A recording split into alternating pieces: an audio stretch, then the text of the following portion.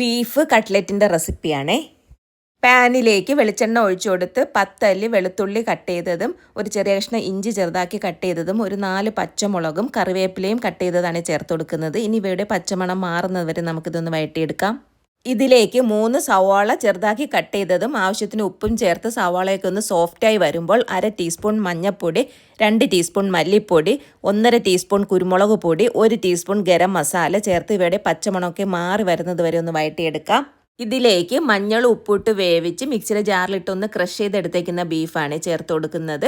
നല്ലതുപോലെ ഒന്ന് മിക്സ് ചെയ്ത് കൊടുത്ത് 2 ഉരുളക്കിഴങ്ങ് ഉപ്പിട്ട് വേവിച്ച് തൊലി കളഞ്ഞെടുത്തതാണ്. അതും കൂടി ചേർത്ത് നമുക്ക് നല്ലതുപോലെ ഒന്ന് മിക്സ് ചെയ്യാം. കുറച്ച് മല്ലിയില കൂടി ചേർത്ത് കൊടുക്കുന്നുണ്ട്.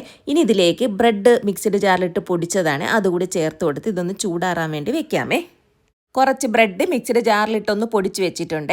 ഇനി ഒരു ബൗളിലേക്ക് കുറച്ച് പാലെടുത്ത് 1/4 ടീസ്പൂൺ ഉപ്പും 1/4 ടീസ്പൂൺ കുരുമുളക് പൊടിയും ചേർത്ത് നല്ലതുപോലെ ഒന്ന് മിക്സ് ചെയ്ത് വെച്ചിട്ടുണ്ട്.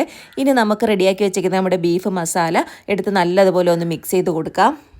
ഇനി നമുക്ക് ബീഫ് മസാല എടുത്ത് കൈവച്ചിട്ടൊന്ന് ഉരുട്ടി കയ്യിൽ വെച്ചിട്ട് തന്നെ ഒന്ന് പ്രസ് ചെയ്ത് കൊടുത്ത് ഷേപ്പ് ആക്കിയിട്ട് നമ്മുടെ പാലിലൊന്ന് മുക്കി നമുക്ക് ബ്രെഡ് ക്രംസിൽ വെച്ചിട്ട് നല്ലതുപോലെ ഒന്ന് കോട്ട് ചെയ്തെടുക്കാം.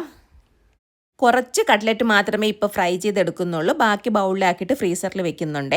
ഇനി നമുക്കൊരു പാനിലേക്ക് എണ്ണ ഒഴിച്ചു കൊടുത്ത് എണ്ണ ചൂടായി വരുമ്പോൾ നമുക്ക് കട്ട്ലറ്റ് റെഡിയാക്കാം. അപ്പം ഇത് ഒരുപാട് നേരമായിട്ട് ഫ്രൈ ചെയ്യേണ്ട ആവശ്യമൊന്നുമില്ല, കാരണം എല്ലാം കുക്ക് ചെയ്തതല്ലേ. അപ്പോൾ 2 സൈഡും ഒന്ന് കളർ മാറി വരുമ്പോൾ നമുക്ക് എണ്ണയിൽ നിന്ന് മാറ്റാവുന്നതാണ്. അപ്പോൾ എല്ലാവരും ഒന്ന് ട്രൈ ചെയ്ത് നോക്കണേ.